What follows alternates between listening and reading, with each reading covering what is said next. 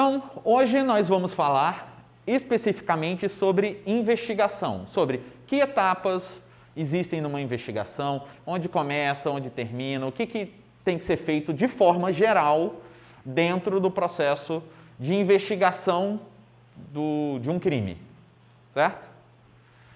Então, primeiro, o processo de resolução de um crime, está lá em cima da barra, lá, está meio mal posicionado, mas foi o melhor que a gente pôde fazer com o slide. Nós temos que pensar, primeiro, no processo como um todo, tá? Desde que a lei foi violada, né, que é o que a gente imagina que o crime é cometido a partir do momento que a lei é violada. E tudo o que acontece até que a lei correspondente seja aplicada. Uma punição, uma sanção, uma privação de direito associada à violação da lei cometida, certo? Então, esse processo todo que a gente tem que meio que entender um pouquinho. Na verdade, esse processo ele é composto por dois grandes caminhos. Essa parte de cima, que vai desde a violação da lei até que uma denúncia é apresentada. Que aí a gente vai ver se aquilo que está sendo apresentado é admissível ou não. De forma geral, sim. O conjunto, o pacote, não item por item. Item por item vai ser visto um pouco adiante. E depois desse ponto em diante até a aplicação da lei. A maioria das pessoas na nossa sociedade não entende esse processo como um todo. Eu só fui entender quando eu comecei a estudar isso daqui. Então, é normal a gente no início ficar meio confuso, mas vamos tentar aprender um pouquinho. E não é meu objetivo que a gente explore tudo isso, entenda todos os detalhes, até porque isso daqui não é um curso de Direito. No curso de Direito, eles vão estudar isso bem mais a fundo do que eu sou capaz de ensinar para vocês. É só para vocês terem uma noção de onde o trabalho do profissional de computação forense se encaixa nesse bolo todo. Tá? Então, essas duas partes são de responsabilidades diferentes. São órgãos, organismos diferentes que fazem essas duas partes. A parte de cima é de responsabilidade da força policial, é quem vai investigar o crime. A segunda parte é do judiciário, quem vai julgar os fatos levados ao tribunal. Tá? São duas partes totalmente diferentes. E às vezes a gente meio que, principalmente na mídia, né, nos noticiários, na televisão, internet, as pessoas têm a facilidade de confundir essas duas coisas e isso causa frustração porque a gente acha que acabou, foi resolvido e não necessariamente. O que acontece? Primeiro, foi violada a lei. Sim? Então, houve algum crime. Primeira coisa, o registro de ocorrência. Registrar o boletim de ocorrência. O que é isso? É reportar para a autoridade policial que a lei foi violada. É a primeira coisa. Você está falando, alguém cometeu um crime, vai lá e investiga. Beleza. Normalmente, quando a pessoa relata isso, ela vai ter que falar, você sabe quem cometeu o crime? Você viu o crime ser cometido? Onde foi, quando foi, como foi, quem cometeu? Para ser as primeiras informações que vão guiar a investigação policial. Tá? Então, aqui na ocorrência, pode ser necessário essas informações, mas nem sempre quem registra a ocorrência tem todas as informações. Nem sempre o criminoso vem com crachá cometer um crime. Né? Aí você sabe, não sei quem foi, não foi identificado, mas uma pessoa com tais feições, tal altura, né, tal porte físico, de tal gênero, tal sexo, com cabelo assim, assado, com a roupa assim, assada, foi lá e cometeu tal crime. Beleza, já é alguma coisa, a polícia já tem por onde começar. Aí, a polícia vai começar a fazer buscas, ou o que eles chamam de diligências. Né? Eles vão atrás de coletar mais informações sobre o que pode ter acontecido. Vai perguntar para possíveis testemunhas do crime, vai buscar possíveis pessoas que podem ter cometido, que casem com a descrição. Então vamos fazer buscas no local do crime ou em outros locais que as informações que eles tiverem sobre o crime podem, né, apontar para fazer buscas e obter mais informações. Depois, se for necessário, se for ajudar no processo de montar o caso, ele pode fazer apreensões.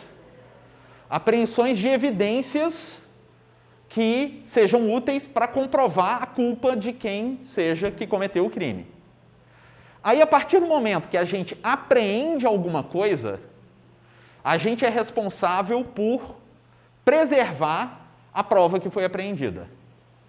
Porque se considerarmos que aquela prova que foi apreendida for útil para o nosso caso, então essa prova vai ser apresentada no tribunal. Se ela for apresentada no tribunal, ela tem que ter sido preservada daquele momento até lá. Então, primeira coisa, apreendeu, você vai ter que tomar cuidado para preservar. Mesmo que lá na frente você perceba, essa prova não vai ser útil para nada, mas beleza, se ela for, você já está preservada. Não, a princípio não, porque mais para frente eu vou detalhar um pouquinho mais essa transição, esse ponto de flexão, onde a pessoa é, a princípio, uma testemunha, né, se não tem nada que aponte para ela, até o momento em que ela vira suspeito e o que muda na forma de tratar com essa pessoa. Tá? Mas, a princípio, para você, dependendo do que você vai querer vigiar dessa pessoa, você não pode, a polícia não pode sair por aí vigiando a pessoa simplesmente porque eu estou afim. Eu não lembro se é nessa aula ou na próxima aula, acredito que seja na próxima aula. Eu vou falar alguns detalhes sobre isso, sobre coisas que não pode ser feito com o suspeito. Tá? Na aula de amanhã. Tá? Porque a gente vai falar de presunção de inocência, que é aí que entra um pouquinho mais essa questão. Mas, então, se eu apreendi alguma evidência, eu tenho que preservá-la. É assim que acontece sempre no Brasil? Às vezes não.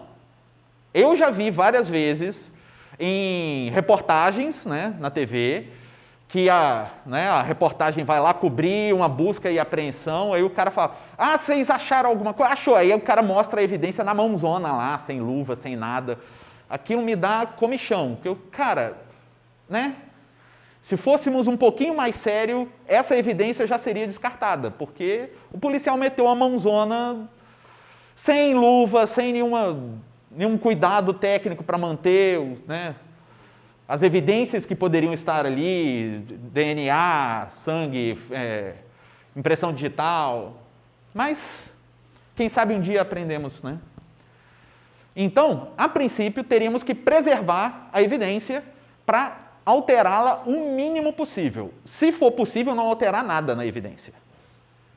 Depois, para que a gente vai apreender e preservar essa evidência? Para fazer uma análise nela.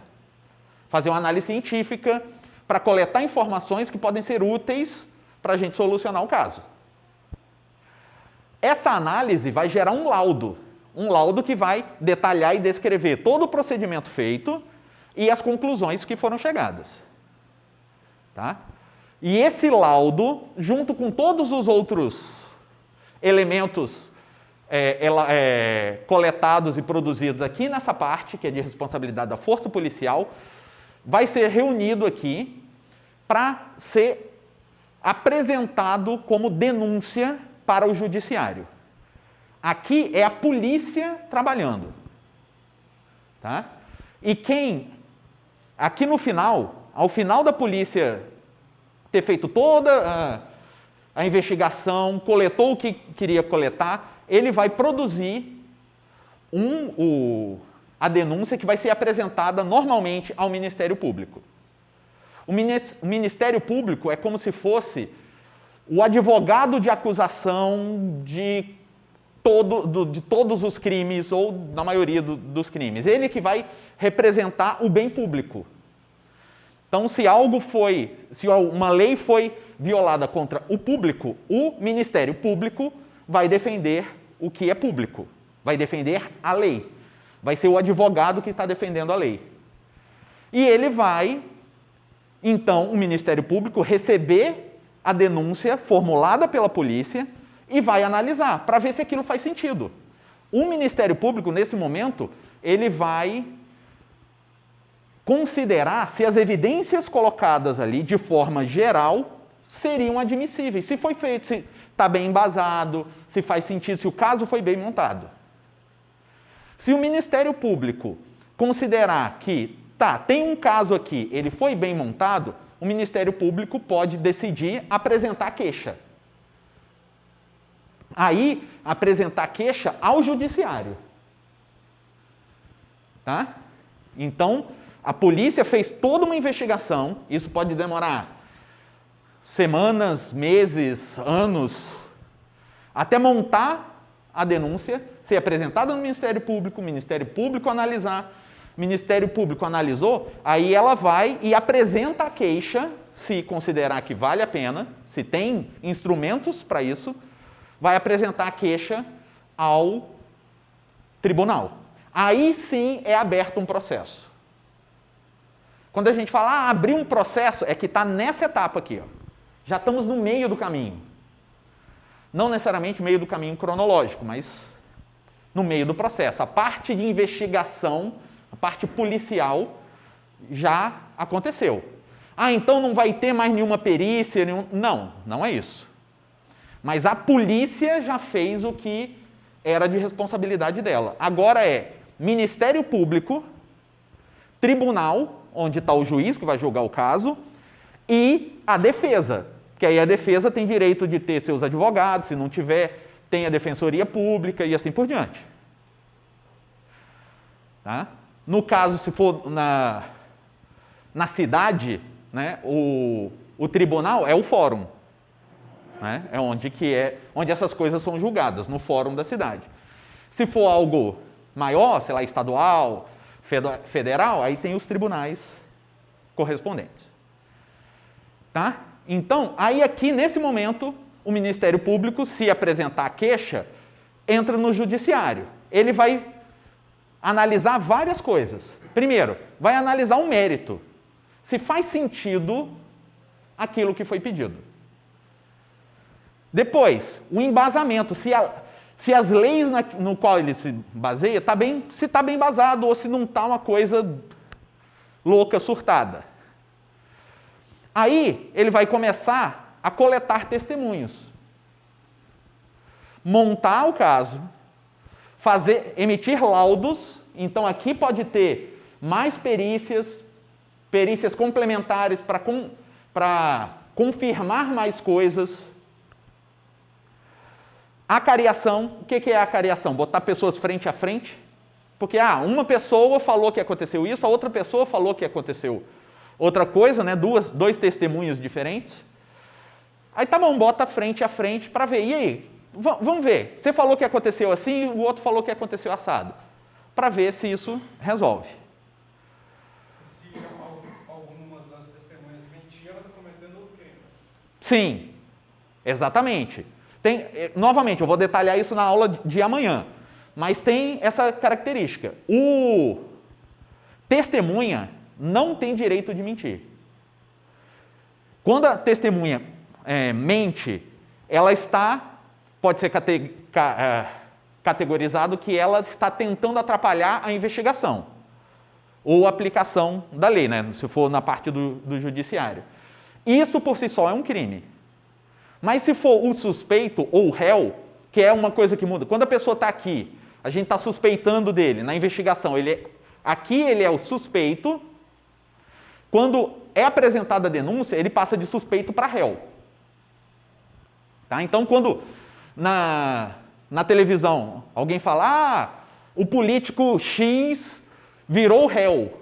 O que aconteceu? Acabou a investigação, apresentaram para o Ministério Público entrou com um pedido de abertura de processo. Então, ele virou réu. É isso.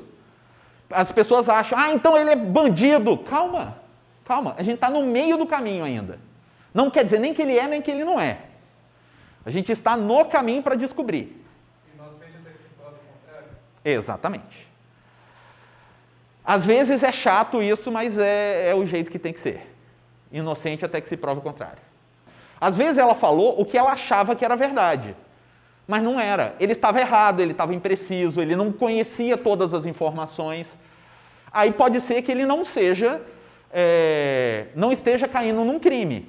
Para provar que ele cometeu o crime, tem que provar que ele mentiu conscientemente que estava mentindo para, sei lá, se beneficiar ou prejudicar alguém que ele queria prejudicar com algum objetivo.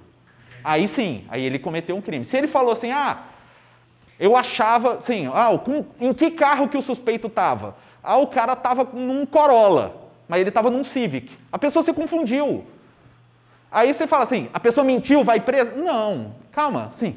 Prova que ela falou a marca errada do carro para se livrar, porque o cara era amigo, aí a gente começa a ter um caso contra a pessoa que falou algo que não era verdade. Então não é tão simples assim. Quem dera fosse. Então, aqui a gente vai ter a cariação. Após esse processo todo, o tribunal ou o juiz, aí depende, pode chegar a um veredito, culpado, não culpado, culpado parcialmente, de qual acusação, de tal, e dar a sentença. Qual é a punição que a pessoa vai receber, caso seja considerado culpado. Então, este processo todo é o processo desde a violação da lei até a aplicação da lei. Tá? Então, cada um desses pode demorar uma eternidade. Por isso que, às vezes, criminosos ou suspeitos saem livres porque o crime prescreveu. Por quê? A investigação demorou 5 anos. O processo demorou outros 5. E o crime, que ele está sendo acusado prescreve em 10. Se ele não for considerado culpado antes do prazo de prescrição, acabou, ele não é mais punido por aquilo. Lógico, tem alguns crimes que não prescrevem, mas tem alguns que prescrevem. Tipo, cometer um crime, eu posso 200 anos depois acusar que o crime foi cometido? Depende. Alguns crimes, se ninguém denunciar, o cara não for punido, foi-se. Beleza? Entendido? Este é o processo todo. Então, onde tem investigação? Aqui, na fase policial, porque é onde vão se coletar elementos para montar o caso, montar a denúncia. E na fase judiciária também podem ter investigação, pode ter laudos, perícias sendo montadas a pedido do juiz, para embasar, para ter mais informação para o juiz montar a sua convicção, se é verdadeiro ou não. No Brasil, crimes contra a vida, assassinato, são de júri popular. Todo o restante é um juiz que faz. Então, júri popular no Brasil é homicídio. Nos Estados Unidos, pelo menos nos programas de televisão, filme, a gente vê um monte de júri popular e tal, para um monte de coisa. No Brasil é só para assassinato. Então, mas, assim, como que a gente organiza? Vai ter todas essas etapas aqui? Existem formas mais simples, mais estruturadas da gente organizar o processo de investigação, que é o que a gente quer ver aqui. A gente pode considerar uma forma de organizar as etapas de investigação. Primeiro, preparação, eu vou me preparar para investigar.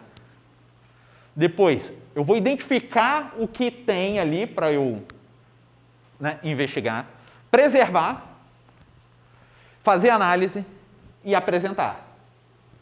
Então, essa daqui é uma das formas de eu organizar o meu processo de investigação. Então, primeiro, na preparação, o que eu faço? Antes de eu começar a investigar, eu tenho que planejar e preparar todos os equipamentos necessários para eu ir ao local do crime, ir ao local da minha busca para fazer a busca.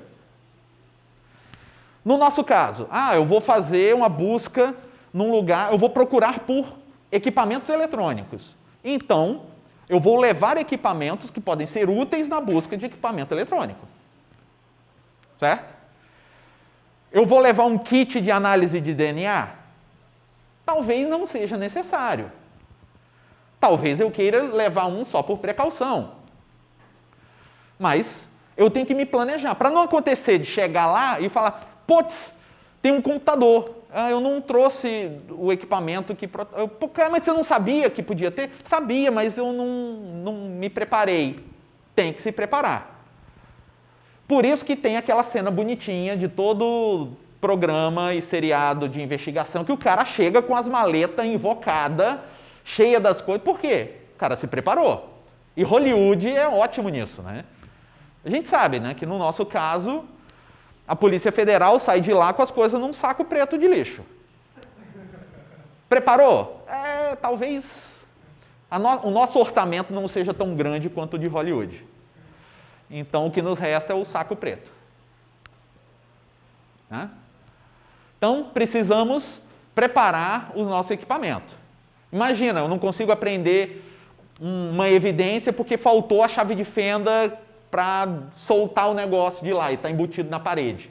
Aí você volta no outro dia para pegar a evidência, ou o risco que está sendo, né, exposto à investigação. Então, preparação antes de qualquer coisa. Depois, identificação.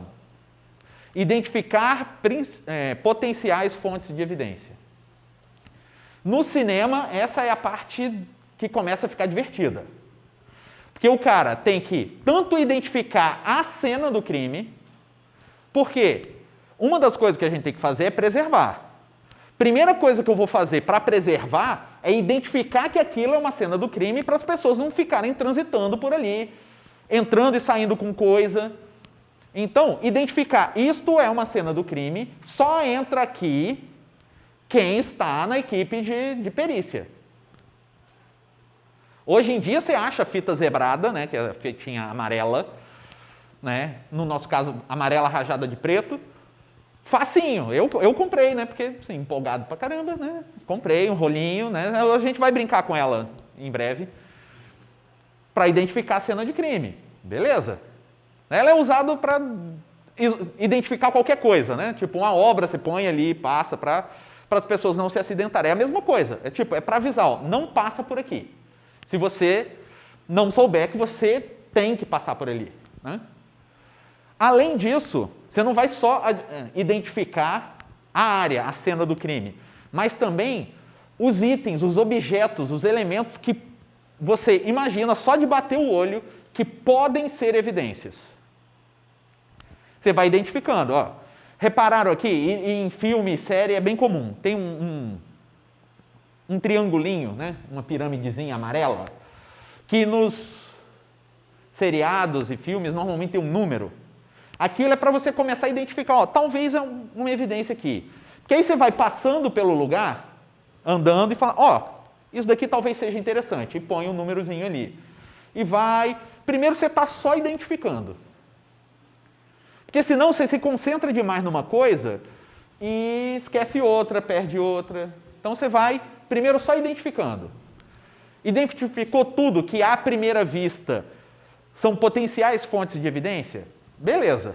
Aí você volta fazendo a preservação de cada uma dessas coisas.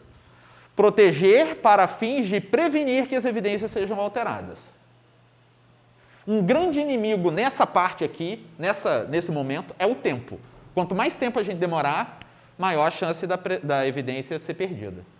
Pode, sim, faz perder um pouco da credibilidade.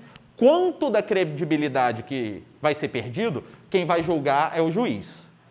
Mas sim, isso diminui a credibilidade do que você apresentou lá depois. No caso, sim, a força policial, o Ministério Público vai ter que justificar de por que essa evidência que você encontrou depois apareceu só depois. Não apareceu juntos se a gente investigou tudo aquilo. Porque pode ter uma suspeita de que você está tentando plantar essa evidência que não estava lá e surgiu do nada. Você tem que comprovar isso para garantir que, se a pessoa for condenada lá no final, ela de fato cometeu o crime. E uma evidência que aparece do nada é suspeito. Então tem que se comprovar que foi assim, justificar. Por que só agora que ela apareceu? Por que não encontraram na hora? Novamente, pelo manual, né? Tipo, seguindo as regras. Não sei, nunca tive num tribunal para saber se aqui os juízes, né, seguem assim, mas via de regra deveria ser isso.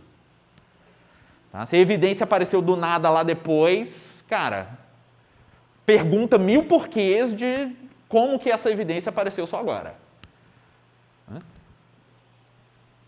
Então aqui, na parte de preservação, eu vou proteger a evidência para que ela não seja alterada.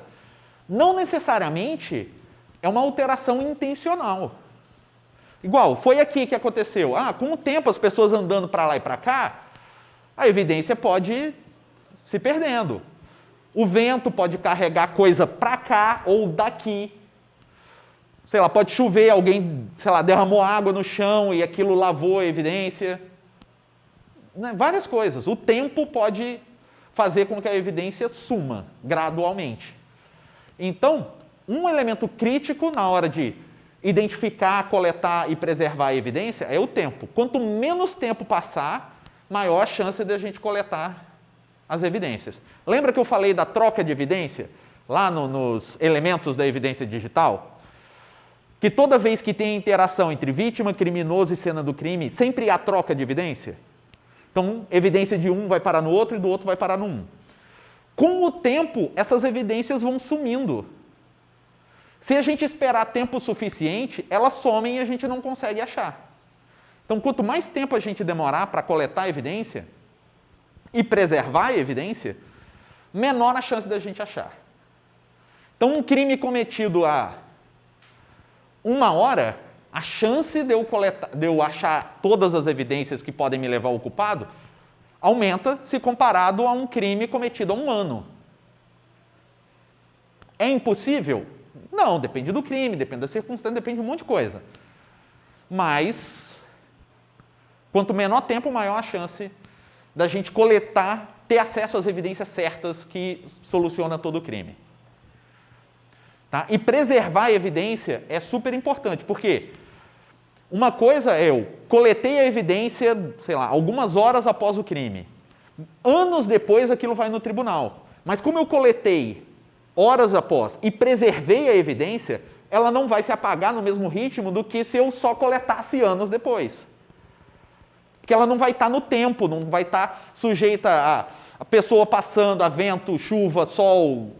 Vai estar preservada no ambiente preparado para isso. Espera-se. Né? Beleza? Depois, análise. Por que a gente coleta a evidência? Para analisar a evidência. O que a gente vai fazer? Estudar e interpretar os fatos científicos associados a cada evidência. Cada evidência tem a sua característica e tem as informações, as conclusões que a gente consegue extrair daquela evidência. Aí o perito específico, com conhecimento para extrair informação daquele tipo de evidência, vai analisar e vai escrever um relatório, um laudo. Daí, o profissional de computação forense.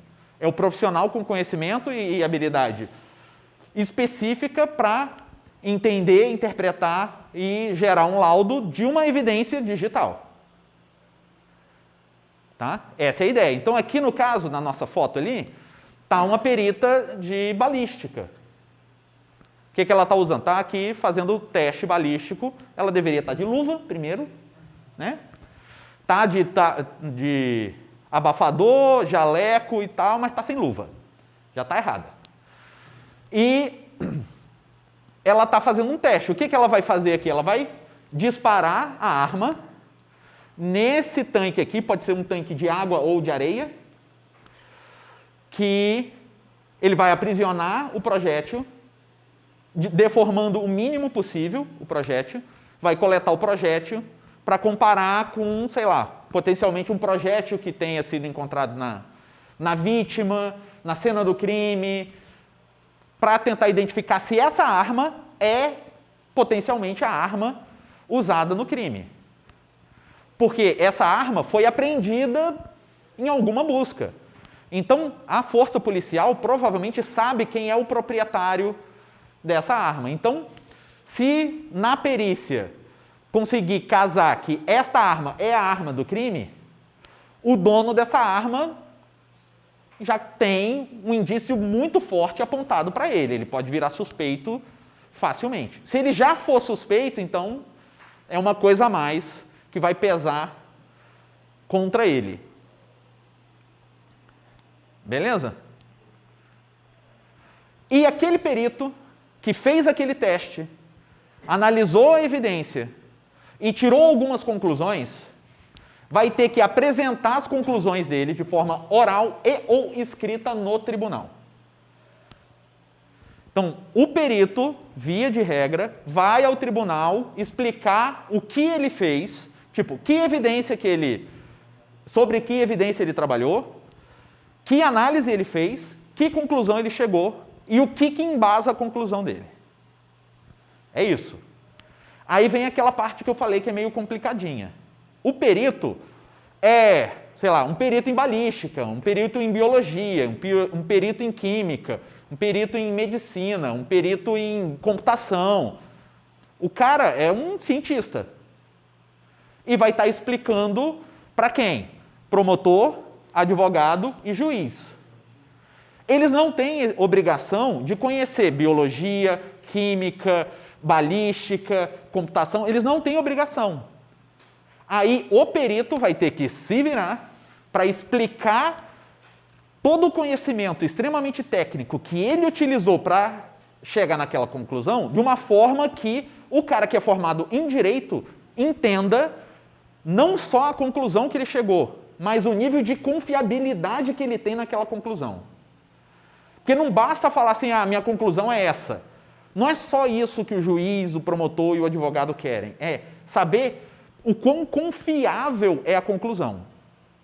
E eles só vão entender isso se eles entenderem o que você fez, o método que você utilizou. Só que eles não têm como fazer uma faculdade inteira para entender o método que você usou. Aí é um desafio. É justamente esse um dos desafios. Quando você já está lidando com um juiz que tem experiência de tratar com o tipo de evidência que você está tratando, facilita. O promotor já tem essa experiência, o advogado já tem essa experiência, facilita a vida.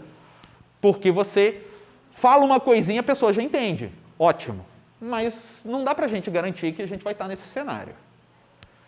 Às vezes a pessoa simplesmente não sabe. Ele é um profissional de direito, não é de computação no nosso caso. E o perito tem que ter conhecimento de direito. Um mínimo para, primeiro, ele não falar besteira, segundo, ele não fazer besteira, e terceiro, ele não se meter numa furada. Então, sim, da mesma forma que o juiz, o promotor e o advogado não tem que ter informação em computação para entender numa evidência digital, o perito de computação forense não tem que ter formação em direito para ir no tribunal. Mas um tem que saber mais ou menos onde termina, onde começa o serviço do outro, como é que funciona, porque senão vira uma torre de Babel ali, né? Então, sim, quem se empolgar, quiser se interessar nessa área, vai ter que entender um pouquinho como funciona um tribunal, como que é as leis, o que você pode falar, o que você não pode, o que você pode fazer, o que você não pode. Porque senão você vai lá, não, eu vou descobrir tudo disso daqui e comete 5 crimes na sua investigação, você vai preso ao invés de receber o seu salário. Sim, eu não sei se a palavra seria formal ou informal.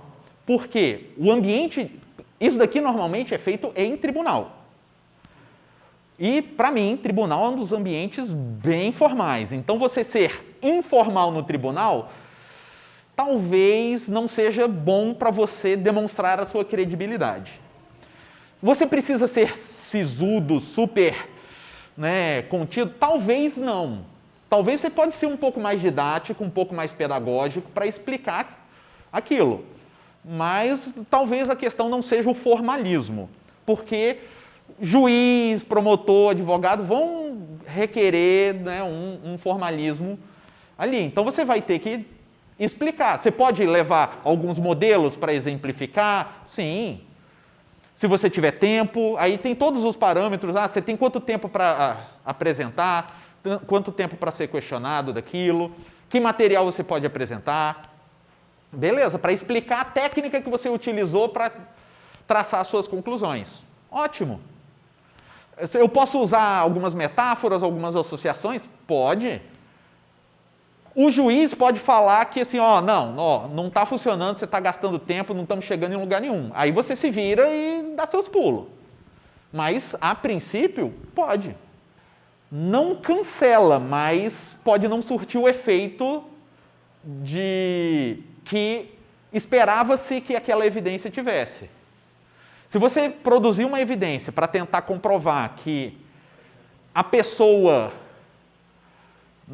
era incapaz de fazer aquilo por conta de todo um raciocínio lógico, técnico, que você conseguia na sua área de entendimento, e você não conseguir comunicar isso no tribunal, o juiz e, sei lá, a defesa pode falar assim, não tem como confiar nessa conclusão, porque aí, nada, não está organizado, é tudo achismo, e descartar a confiabilidade da sua evidência, do seu laudo, né?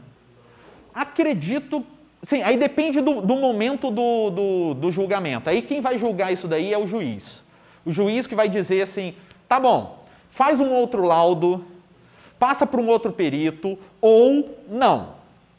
Se o juiz suspeitar que aquilo é uma ceninha de um dos lados para ganhar tempo, ele fala, não, é isso, vocês tiveram tempo para produzir o laudo, produziram esse laudo porco, ele não vai falar com essas palavras, mas é a mensagem. Esse laudo porco, então vai ficar com o laudo porco. E vai. É o juiz que vai decidir isso, ele está ali para isso.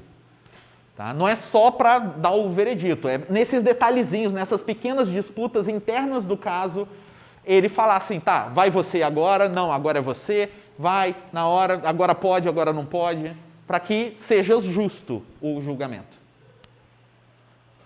Beleza? Então, assim, aqui, essa parte que a gente meio que esquece é tão ou mais importante do que a técnica que a gente utilizou para chegar nessas conclusões. Se a gente foi o ninja e achou uma informação fantástica lá na evidência e não consegue comunicar isso, é como se a gente não tivesse achado. Não consegue colocar isso claramente no nosso laudo, escrever de forma clara e objetiva e apresentar isso no tribunal, vamos olhar para a nossa evidência fantástica com um ar de desconfiança.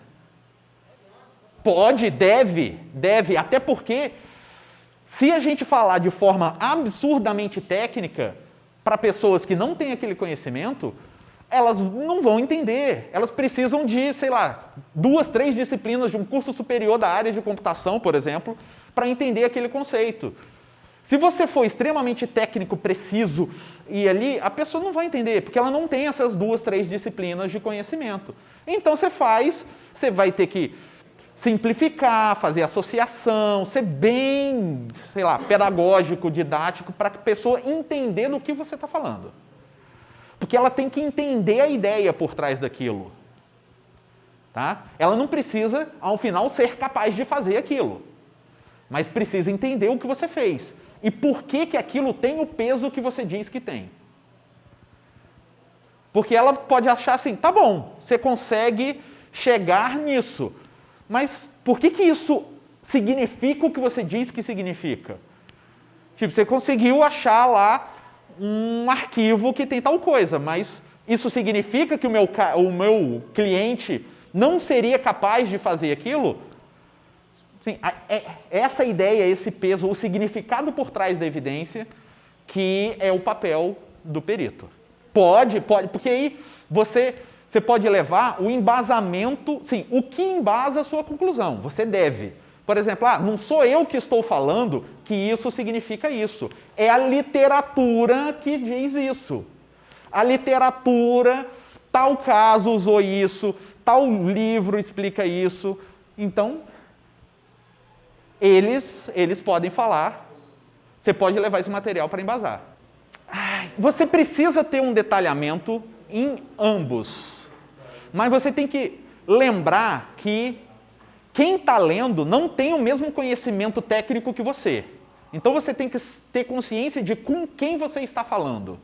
Seja na forma escrita ou na forma oral. Você vai citar artigos científicos? Sim, mencione eles. Lembrando que a pessoa não tem a formação, a base científica que você tem. Mas aquilo é para mostrar para ela que não é você que está tirando a conclusão. É a ciência que está tirando aquela conclusão. Você é só o usuário, o cara que está interpretando aquilo para eles. Tá? Para eles não... Se eles duvidarem, eles não vão estar duvidando de você. Vão estar duvidando da comunidade científica. Aí a treta não é com você, você fez seu trabalho. Quase isso, quase isso. Sem tentar ser muito professor dando aula. Às vezes você precisa. Tipo, como que é coletado essa informação? Se é algo recente, se é algo novo, não é conhecido, cara, você vai ter que dar uma de professor lá. Explicar minimamente o que é aquilo para a pessoa entender. Beleza? Beleza. Aí você, sei lá, você perito e o advogado ou o promotor que é a parte que está usando a sua perícia vai fazer ali um joguinho para vocês explicarem o que está acontecendo. Beleza. Explicou? Aí agora vai para a conclusão. Então, como que isso me ajuda a tirar uma conclusão? Por quê? E aí você vai e mostra a sua conclusão, baseada naquele conceito, naquela técnica que você acabou de dar uma aulinha ali no tribunal. Sim, é complicado, é um desafio. Tanto que eu coloquei num dos slides das aulas anteriores que é um dos desafios, essa comunicação. Porque a confiabilidade da nossa evidência depende dessa comunicação, seja na forma escrita ou seja na forma oral. A investigação não tem só uma forma de eu estruturar, que nem eu coloquei aqui, preparação, identificação, preservação, análise e apresentação. Isso é um modelo.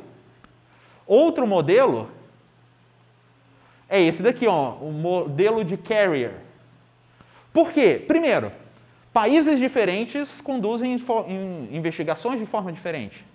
Esferas diferentes, né, tipo federal, estadual, municipal, conduzem investigações de forma diferente. Então, dá para a gente organizar a investigação de várias formas diferentes. Aqui uma outra forma de organizar uma investigação. Eu vou pensar que as etapas são preservação. Primeiro eu vou preservar as minhas evidências. Depois eu vou identificar as minhas evidências. Vou documentar as minhas evidências. Vou buscar e apreender. E vou reconstruir o crime. Já é uma dinâmica diferente. Tipo, o meu laboratório pode decidir trabalhar dessa forma. Enquanto um outro laboratório trabalhava da forma anterior. Beleza. É a nossa dinâmica de trabalho. Aí aqui, eu usei esse modelo para mostrar que essas ideias que a gente está falando não se aplica apenas à investigação de computação forense, mas também de investigações físicas. Então, aqui eu tenho uma coluna com investigação física e uma com investigação digital, para a gente ver o paralelo. Por exemplo, quando eu estou preservando na investigação física, eu estou isolando a cena do crime. Fui lá com a fitinha zebrada, amarelinho, tudo bonitinho, né? Para ninguém entrar. Na investigação digital, faz sentido isso? Como que eu vou fazer? Eu vou prevenir a alteração da evidência. Não necessariamente eu vou botar uma fita zebrada em torno do HD. Não serve isso, mas eu vou tomar medidas para prevenir que algo seja alterado naquele HD. Fazer uma cópia dele e trabalhar na cópia, guardar ele num cofre, proteger ele de campos magnéticos, esse tipo de coisa. Identificação. Eu vou caminhar pela cena do crime e identificar potenciais evidências, que nem eu falei nos slides aí atrás. Na investigação digital, eu vou identificar potenciais evidências aí no laboratório. Porque aí a minha evidência já foi levada para o laboratório, eu estou no computador de perícia, acessando a minha evidência, identificando o que tem lá dentro, que é uma potencial evidência. Então eu já estou num outro cenário. Documentação.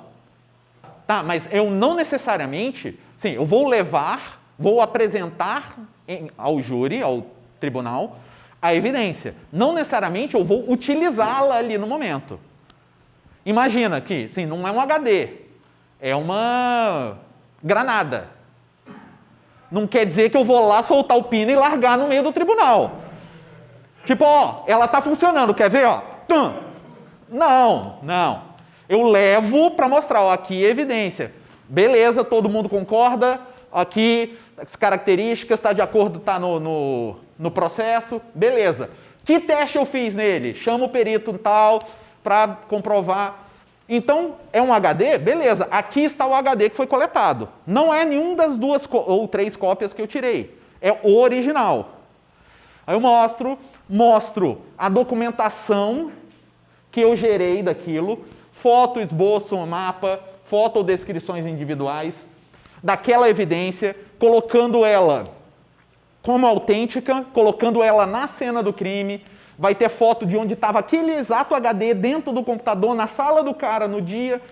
Tudo isso documentado com o HD original. Eu vou conectar ele e entrar lá? Não, eu não vou fazer isso, em momento nenhum. Eu vou conectar aquele HD, espera-se, uma vez, para fazer as 2 cópias dele e nunca mais.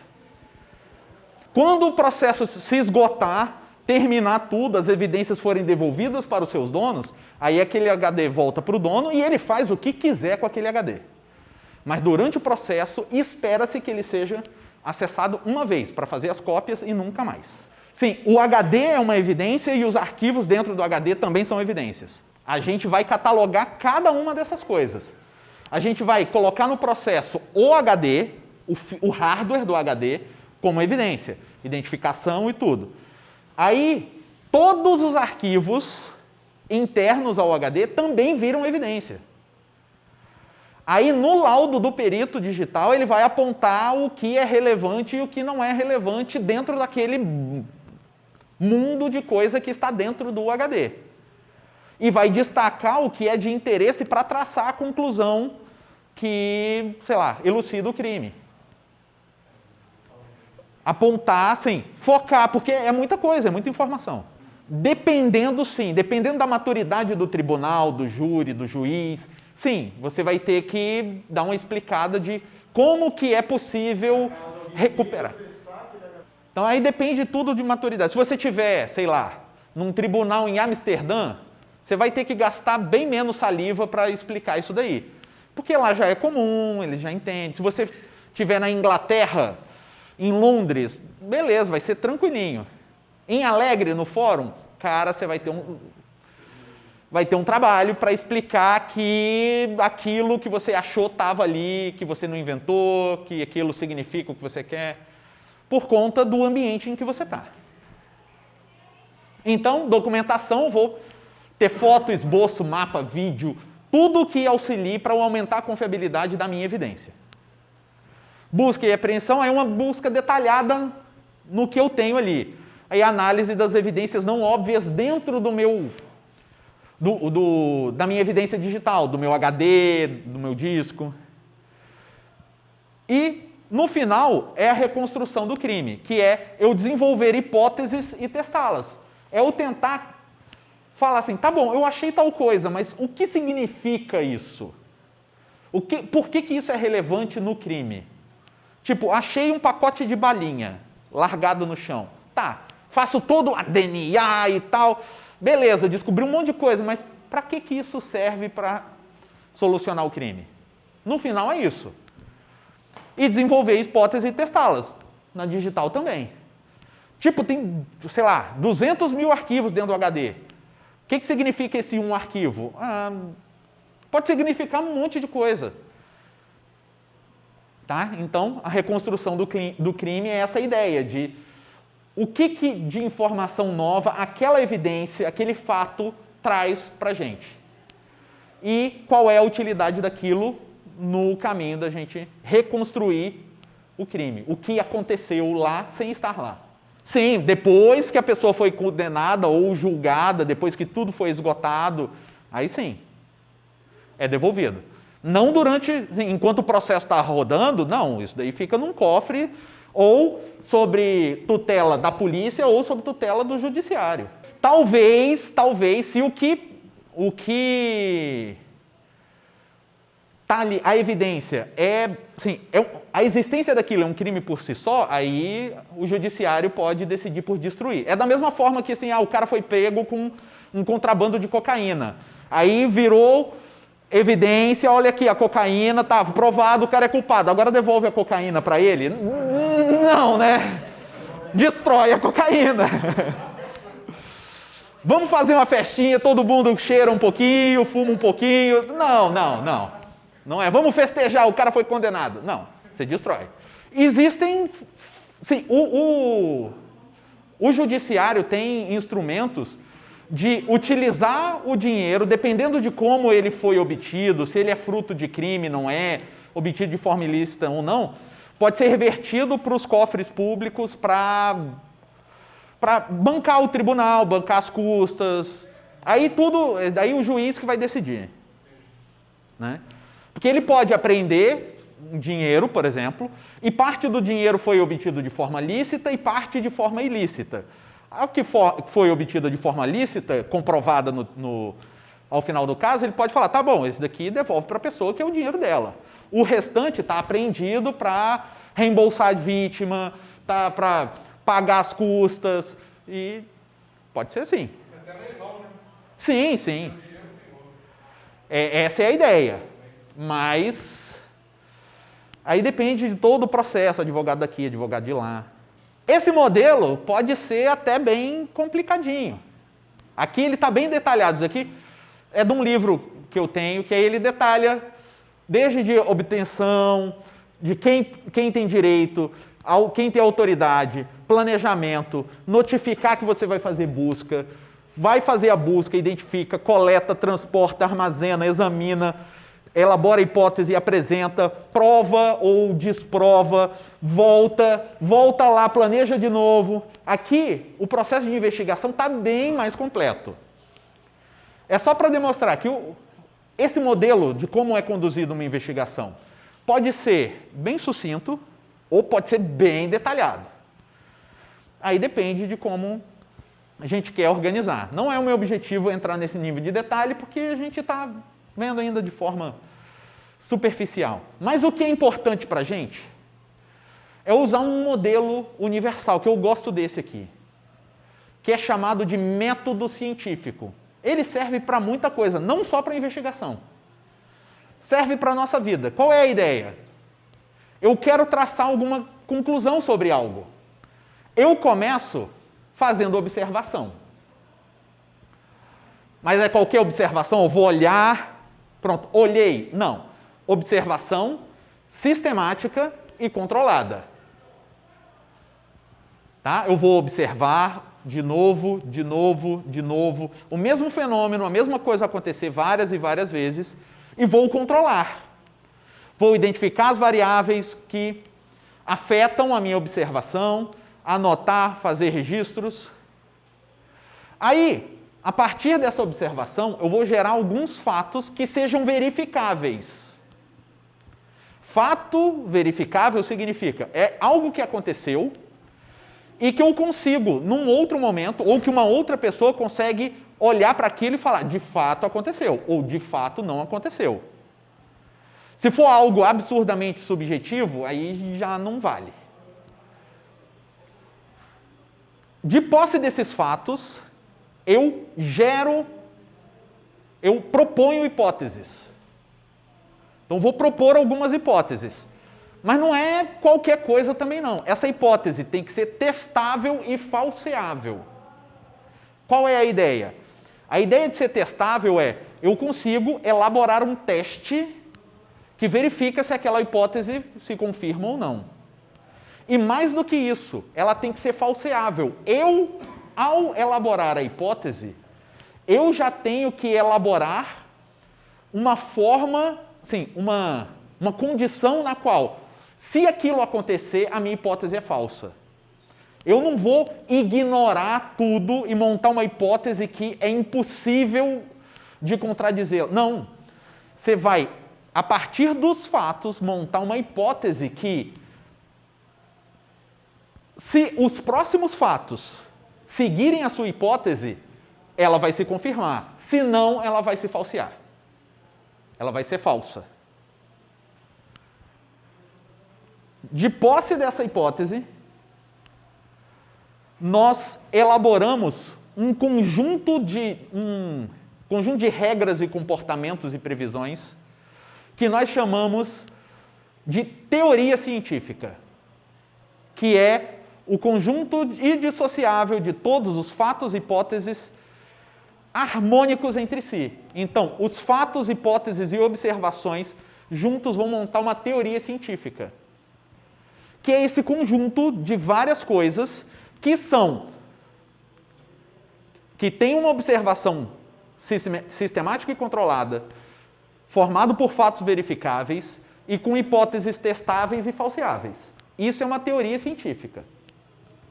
Então, quando falam por aí, quando querem desprovar, né, ou desmerecer, né, a ciência fala, ah, não, mas isso é só uma teoria. Cara, uma teoria científica não é só uma teoria.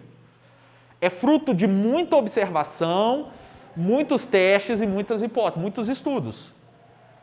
Não é só uma teoria, não é uma conjectura, não é assim, ah, eu acho que é isso. Não, não é um eu acho. É conjunto de muito trabalho. E o que a gente faz com a teoria científica? Emoldura e bota na parede? Não.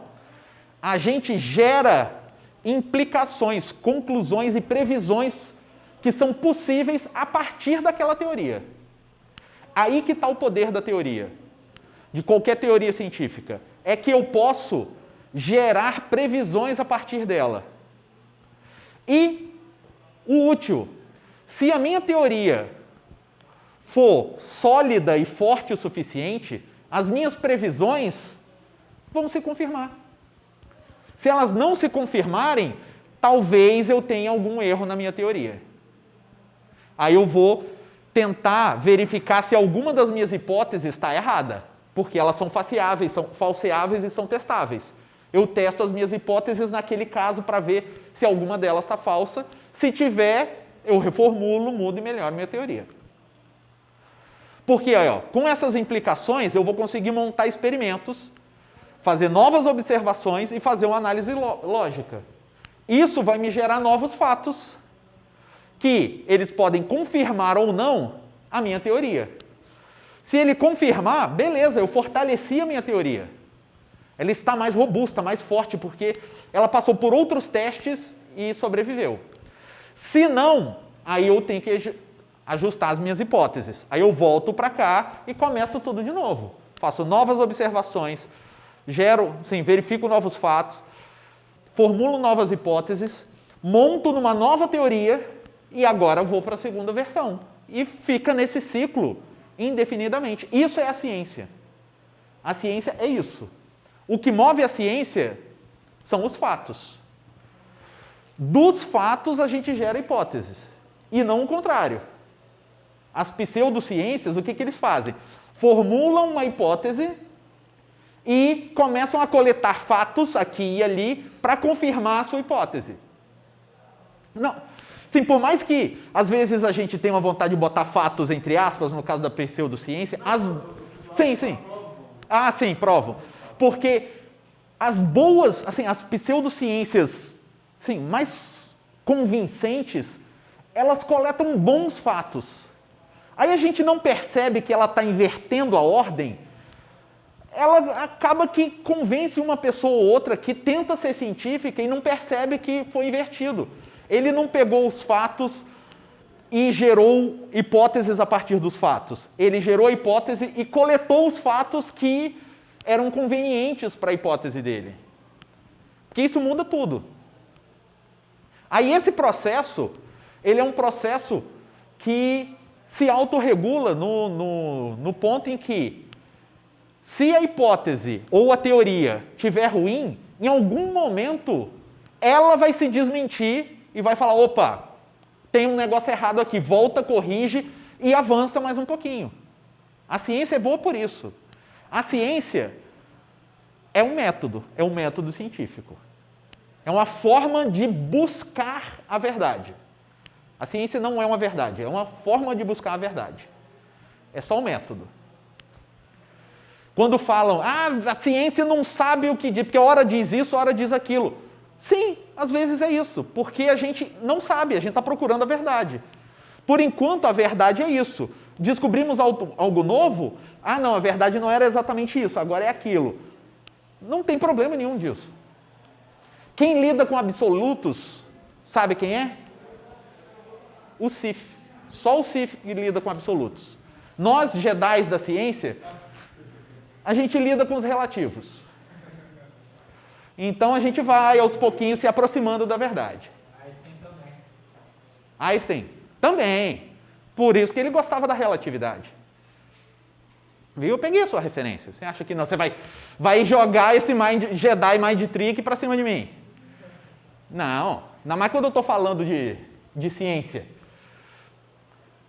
Por exemplo, como que se utiliza conhecimento científico, esse modelo do método científico, para descobrir a hora da morte? Por exemplo, um crime foi cometido, alguém morreu. Encontraram o corpo. Uma perícia que pode ser feita é identificar há quanto tempo aquela pessoa morreu, para saber em que hora do dia o crime foi cometido, para aí começar a buscar suspeitos. Quem vai ser suspeito? Quem estava passando por ali naquele momento. Certo? Como que se faz isso? O CSI vai fazer o quê? Pelo cheiro? Caramba, esse daí foi longe, hein? Pelo cheiro. Sim, pode ser que tenha alguma coisa por aí, mas... não, o cara tem que ser muito Jedi, só no cheiro.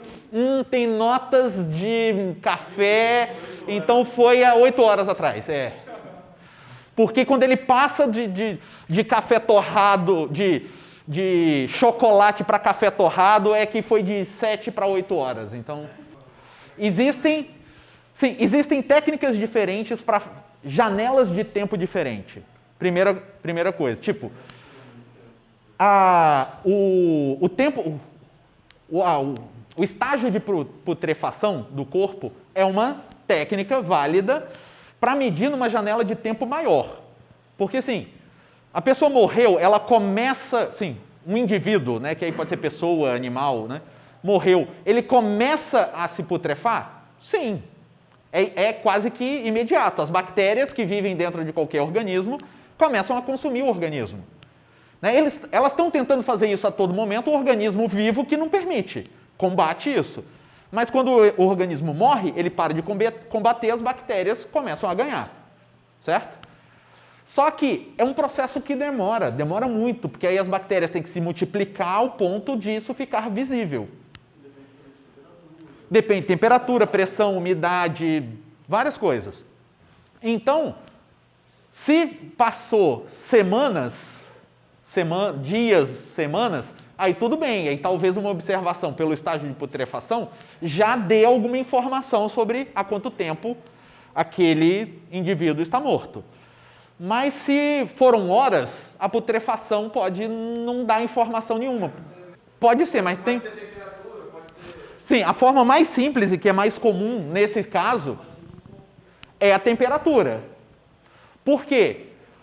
Se pensar em mamíferos, né, que mantemos a nossa temperatura estável quando estamos vivos, quando morremos, a temperatura começa normalmente a cair, a não ser que nós estejamos sobre o sol do deserto do Saara. Né?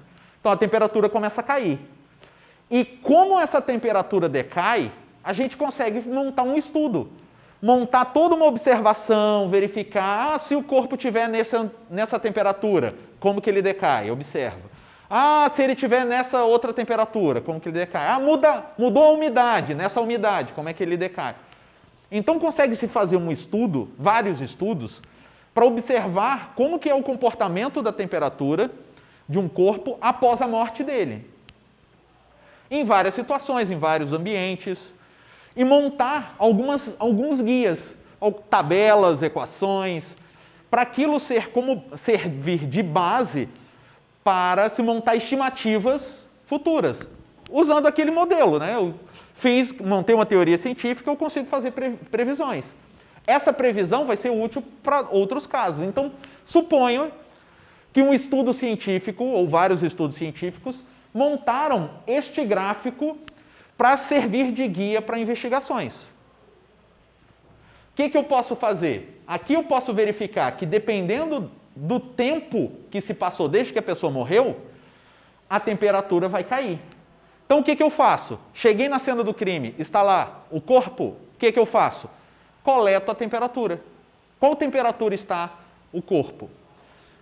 Está a 30 graus. Então, ele morreu há aproximadamente 10 horas, um pouco menos de 10 horas. Beleza. Tem uma margem de erro, uma margem de segurança ali, até porque a temperatura pode ter variado de 10 horas para cá, né? Então, é aquilo. E eu sei que, sei lá, depois de 20 horas ele vai quase estabilizar nos 26 graus ali, por exemplo.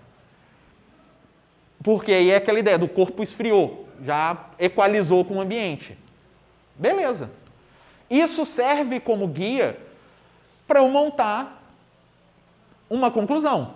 Aí, na hora de eu escrever o relatório, posso colocar o estudo que gerou essa tabela, a referência dele, como que eu medi a temperatura, que técnica eu utilizei. Eu medi a temperatura cutânea ou foi a temperatura dos órgãos internos, que dissipam a temperatura mais lentamente?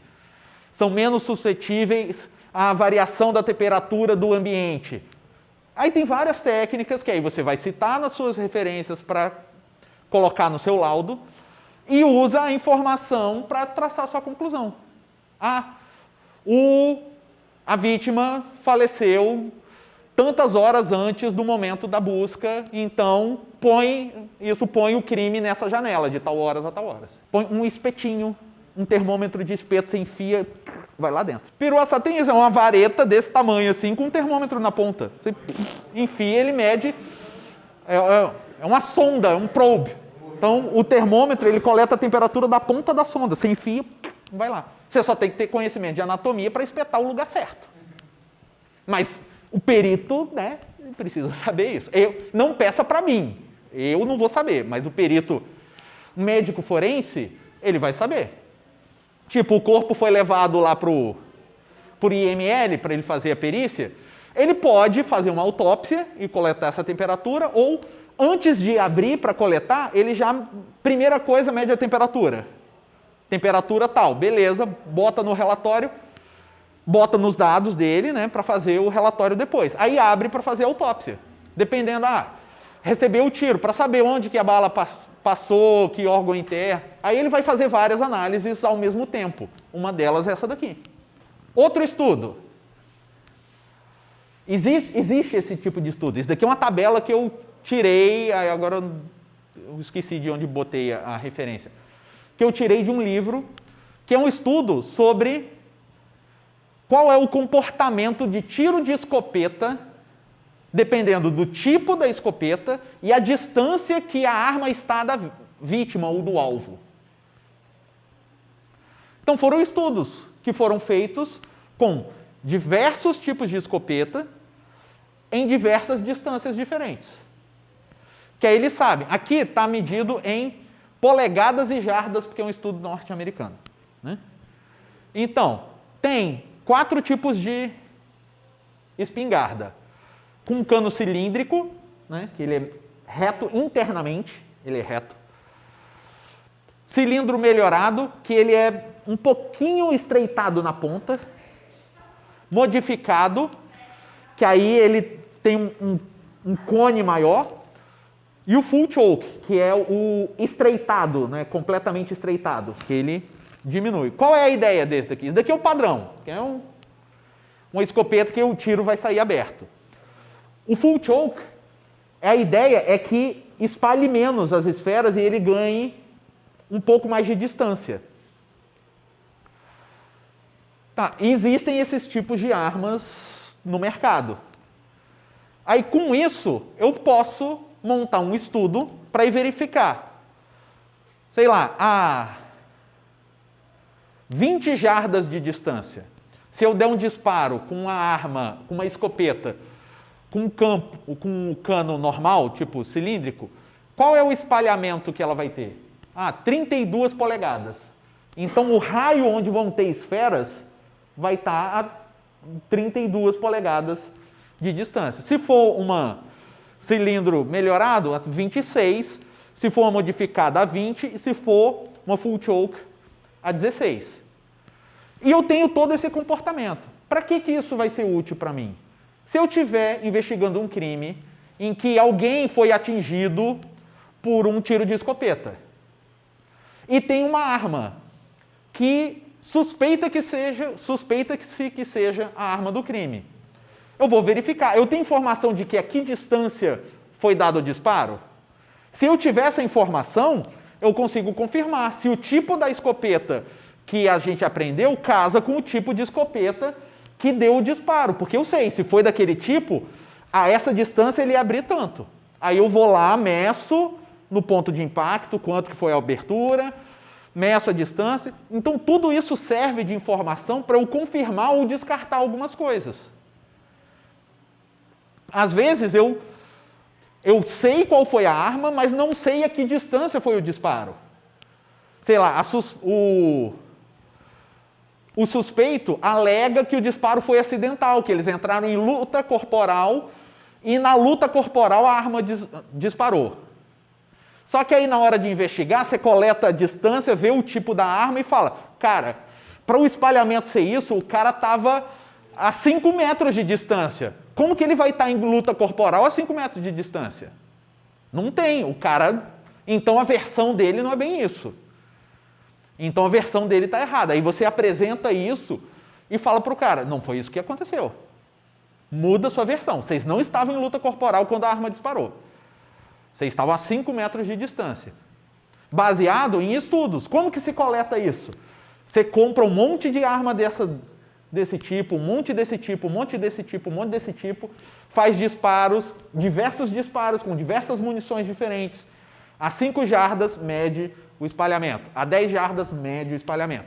Faz isso consistentemente, usando o método científico. Observação, fato, hipótese, monta teoria, testa, gera implicação, experimenta novos fatos, confirma. É isso. Existe mercado só para montar esses estudos para servir como base para investigações. Outro exemplo. Para quem gosta daquele seriado Dexter. Deus me livre porque o seriado é bom. Sim, pelo menos era na primeira, segunda temporada. Eu não acompanhei mais. Eu não acompanhei depois. Né? Até a quinta temporada é bom. Tá.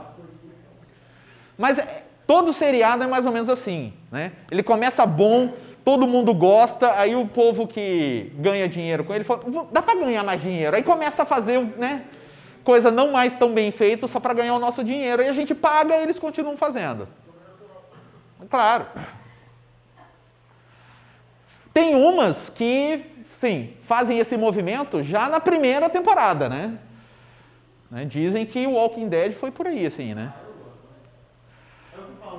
Dizem que Heroes já foi na segunda.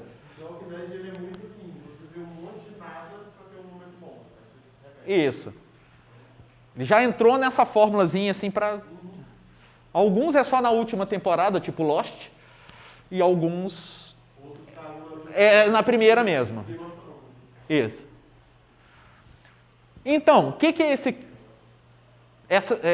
esse caso aqui? Eu posso utilizar uma gota de sangue para me dar informação sobre algo que aconteceu na cena do crime. Eu posso medir, a partir do formato da gota de sangue, qual foi o ângulo em que o sangue caiu. Tipo, se eu me ferir aqui e o sangue escorrer para o meu cotovelo e pingar, ele vai pingar em 90 graus. Ele vai fazer uma marquinha no chão assim. Se eu, por exemplo, balançar o meu braço e a gota de sangue se projetar lateralmente e cair num ângulo de 40 graus, o formato dela vai ser mais assim. Se for 30 graus, vai ser mais assim. Se for 10 graus, se ela for quase na horizontal, ela vai ficar bem esticadinha. E essa informação pode ser útil. Do tipo, a pessoa estava sangrando e correndo. Ela sim, foi esfaqueada e começou a fugir. Se ela começou a fugir, ela vai ter movimento, então vai ter gotas em ângulos mais laterais.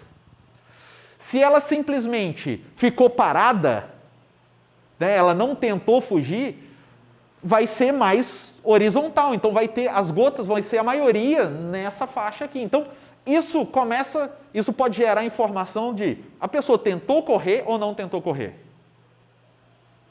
A pessoa se debateu ou não se debateu.